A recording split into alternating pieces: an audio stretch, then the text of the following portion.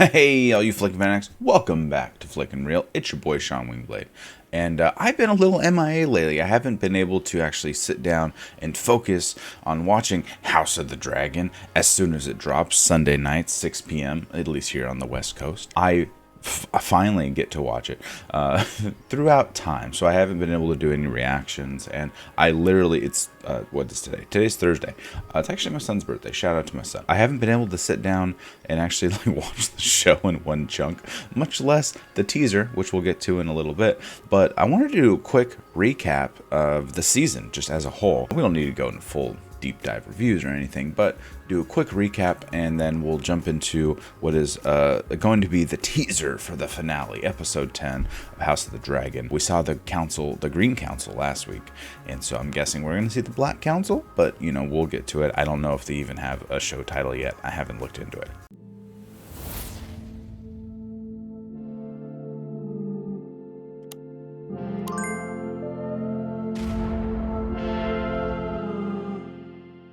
To recap the season real quick, essentially we have Viserys. He takes the throne. His father, I believe it was Jaehaerys, correct me in the comments down below if I get the names wrong, passes away, so Viserys takes over. He has a daughter. He names her Heir. We have the Hand of the King essentially inserting his own daughter into the king's favor, I suppose, is the best way to do it. Alicent becomes queen, after the original queen passes away. We get so much drama on this side. Who is going to take care of the actual throne? Are they going to stick with tradition? Are they going to buck and go with the queen named Heir? As Viserys said multiple times throughout the season, I thought this was settled. Why are we here? I'm confused. And now we're finally getting to a head. We're finally getting to what I'm assuming, because I haven't read the books. I do not know where the storyline is going. I know where it's going to end up 150 years from now, but we don't know where the story is going in the short term. So we're finally getting to the War of the Dragons, right? Both sides have dragons. We got 6 or 7 on this side. We got 5 or 6 on this side. We're going to have just butting heads. I'm guessing there's going to be a lot of fire and brimstone involved. That's just my guess. For a short time in the season, they were really angling with Alicent can kind of go either way. I think they always put Rhaenyra in a light of, this is our hero, the operative word, but this is our hero. This is the person we're rooting for, right?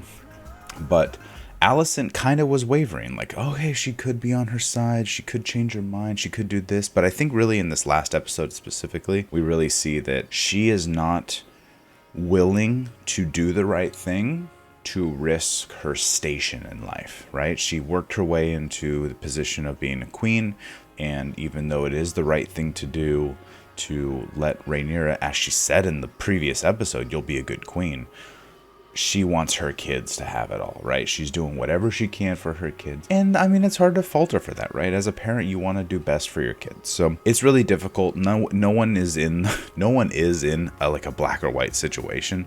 They are all maybe like Larys Strong, but they are all very much in the gray area, and they make good decisions, they make bad decisions, they're good people, they're bad people, they're a lot of them are all over the place. My biggest surprise of the season, just because I didn't know Matt Smith from much. I haven't watched Doctor Who. Everyone lauds him as this great actor. I only knew him from Morbius and Terminator Genesis, which is just a terrible movie. Matt Smith just blew me away this season. He has just been fantastic in the way he played this cool but also super asshole part in the very beginning. Like, he's the cool warrior, angsty brother. He was the rogue prince, and he has grown the way the writing, it's the writing, but also his performance.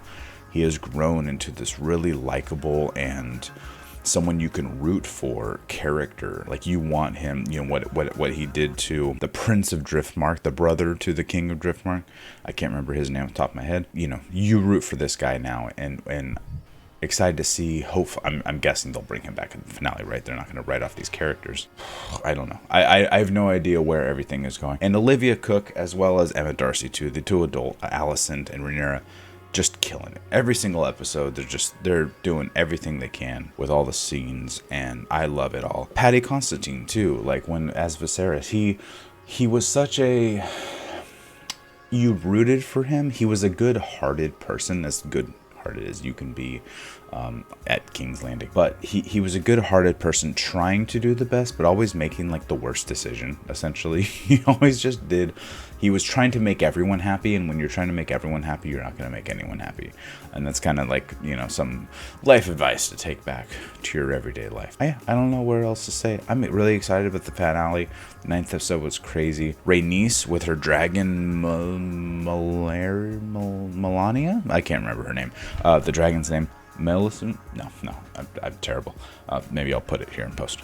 Breaking into Dragon's Keep, or whatever that big room was, the Dragon Dungeons, whatever it was called, during Aegon's, you know, ascension to the throne, and just staring them down, going, "Rah!" Instead of fire, instead of saying Dracarys, she let them off. She left them off with a warning. But I think it's there's a lot of people who's gonna die in this next episode. I can only imagine. I can't wait for it. Let's hop into the teaser. That's what you've been waiting for, probably. I've been talking too long already. I'm so excited about the finale. I can't wait to see what they're about to pop into. So let's start the trailer in 3, in 2. I need headphones. All right, ready? Magic. Let's start the teaser in 3, 2, and 1. Boom. Dragonflies. Coming to you, Rhaenyra. Yeah, the greens are coming. Okay, they're around the table. Coming for her children. I'm glad she at least went to warn them. Bend the knee to the high towers. They stole your birthright. Yeah, don't do it, Daemon. Okay, I've heard some things about what's underneath that eye patch. Oh, I like the way they did that map. That was cool how it lights up. Oh, it's yellow. Send us. Don't send the kids. Ooh, there's Vhagar. Vhagar, right? There we go. Your cause owns a power that has not been seen since the days of old Valyria. Is Daemon trying to get a new dragon? Doesn't he have a dragon?